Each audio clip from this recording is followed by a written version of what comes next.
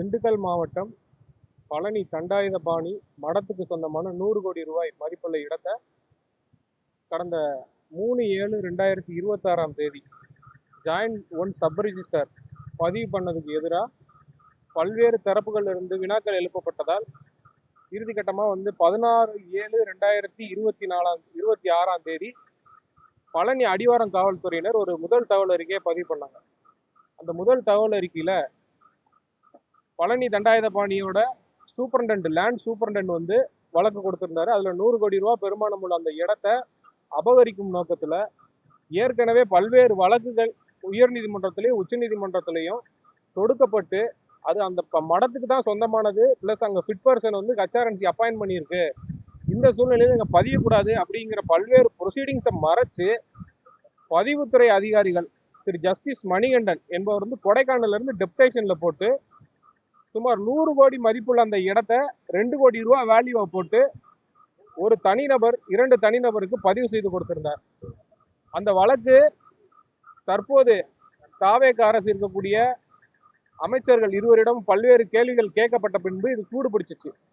இது சம்பந்தமா நாங்க மதுரை உயர்நீதிமன்ற கிளையில் அதிமுக முன்னாள் எம்எல்ஏ திரு வேணுகோபால் சேனாதிபதி அவர் பழனியோட முன்னாள் எம்எல்ஏ அவர் சார்பாக நாங்கள் இந்த வழக்கு 2 துறை சம்பந்தப்பட்டது, மேலும் 2 துறையில் உள்ள பல்வேறு அதிகாரிகள் தொடர்புடைய இந்த வழக்கு தமிழ்நாட்டில் உள்ள காவல்துறை விசாரணை செய்தால் நியாயமாக இருக்காது என்றும் சிபிசிஐடி ஏற்கனவே மாற்றப்பட்டிருந்தாலும் அந்த சிபிசிஐடி விசாரணை அதிகாரிகள் தமிழக அரசு அதிகாரிகளாக இருப்பதால் இதில் நியாயம் கிடைக்காது என்ற அடிப்படையில் இந்த வழக்கை மத்திய புலனாய்வு அமைப்பான சிபிஐ விசாரிக்க வேண்டும் என்று மனு கொடுத்திருந்தோம். அந்த மனு ஏற்கனவே பட்டியலிடப்பட்டது. அந்த மனுவோடு சேர்ந்து திராவிட முன்னேற்ற கழகத்தை சேர்ந்த ஒரு முன்னாள் சேர்மன் மற்றும் இன்னொரு நபரும் சேர்ந்து மனு தாக்கல் பண்ணிட்டாங்க. எல்லா வழக்கையும் ஒன்று சேர்த்து இன்னைக்கு போட சொல்லி நீதிமன்றத்தில் போட்டிருக்காங்க. இன்று வழக்கு பட்டியலிடப்பட்ட பொழுது அரசுக்கு ஆஜரான அரசு தலைமை வழக்கறிஞர் திரு பப்ளிக் ப்ராசிக்யூட்டர் இவங்களுக்கு லோக்கல் ஸ்டாண்டே கிடையாது இந்த வழக்கை தாக்கல் பண்றதுக்கு அப்படின்னு அவர் வாதத்தை முன் வச்சாரு. ஆனா எங்களோட கேஸ்ல எங்களோட மனுதாரர் ஒரு முன்னாள் எம்எல்ஏ, அது மட்டும் இல்லாம அந்த பழனி கோவிலோட முன்னாள் ட்ரஸ்டி, அவங்க ஒரு மடம் நடத்திக்கிட்டு இருக்காங்க. அந்த மடத்தின் மூலியமா அந்த கோவில் வரக்கூடிய டிவோட்டிஸ்க்கு ஹெல்ப் பண்ணிட்டு இருக்காங்க.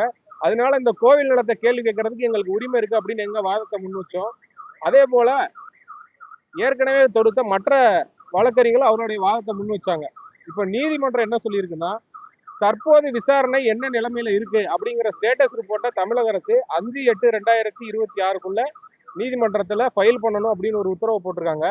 அது மட்டும் இல்லாம நம்ம எல்லாம் நினைச்சிட்டு இருக்கோம் அந்த 6/7/2026 ஒரே ஒரு இடம் தான் பதிவு பண்ணப்பட்டது அப்படின்னு. ஆனா அதே தேதியில ஏற்கனவே குற்ற பின்னணி கொண்ட திரு ஜஸ்டிஸ் மணிகண்டன் இன்னொரு சர்க்கார் புறம்போக்கு அதே இடத்து பக்கத்துல உள்ள 2/3 சர்வே எண் பழனியோட சர்வே நம்பர், அந்த இடத்தையும் அதே தேதியில சுமார் 2.5 கோடி ரூபாய் மதிப்பு போட்டு ஒரு ஆளுக்கு பதிவு கொடுத்துருக்காங்க.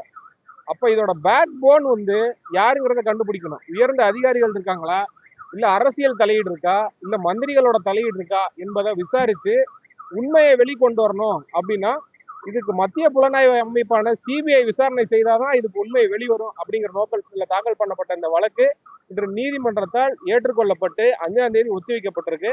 5ஆம் தேதி இந்த வழக்கோட தன்மை, யாரெல்லாம் அரெஸ்ட் பண்ணியிருக்காங்க, இந்த வழக்குல என்னென்ன விசாரணை தமிழக அரசு செஞ்சிருக்கு அப்படிங்கிறத ஸ்டேட்டஸ் ரிப்போர்ட்டை நாங்கள் பார்த்துட்டு இந்த வழக்கை மேலும் சிபிஐக்கு மாற்றணுமா மாற்றக்கூடாதாங்கிறத நாங்கள் அன்னைக்கு முடிவு பண்ணிக்கிறோம் அப்படின்னு சொல்லி நீதிபதிகள் வழக்கை ஒத்தி வச்சிருக்காங்க.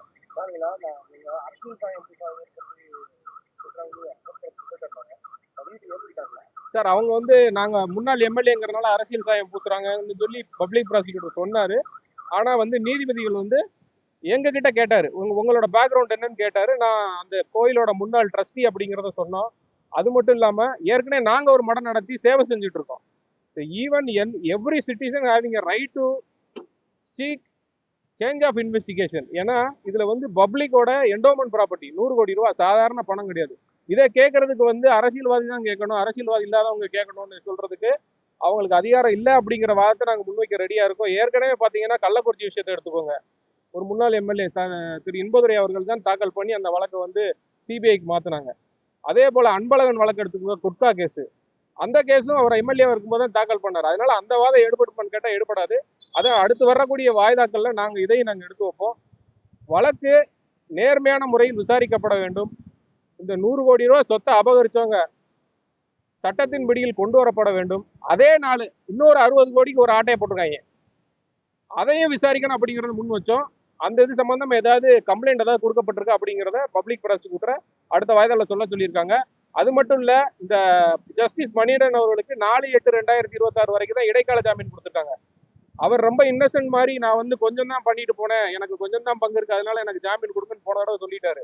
ஆனா அதே நாள்ல இன்னொரு 60 கோடி ரூபாய் சொத்தை பதிஞ்சிருக்கும் பொழுது இவர் தெரியாம எப்படி இதை பண்ண முடியும் அப்படிங்கிற வினா வரும். அதனால 4/8 வர்ற அந்த பிணை மனுல அரசு தரப்பு வலுவான வாதங்கள் எடுத்து வச்சு அவரை வந்து அந்த பிணை மனுவை தள்ளுபடி பண்ணி வைக்கணும்.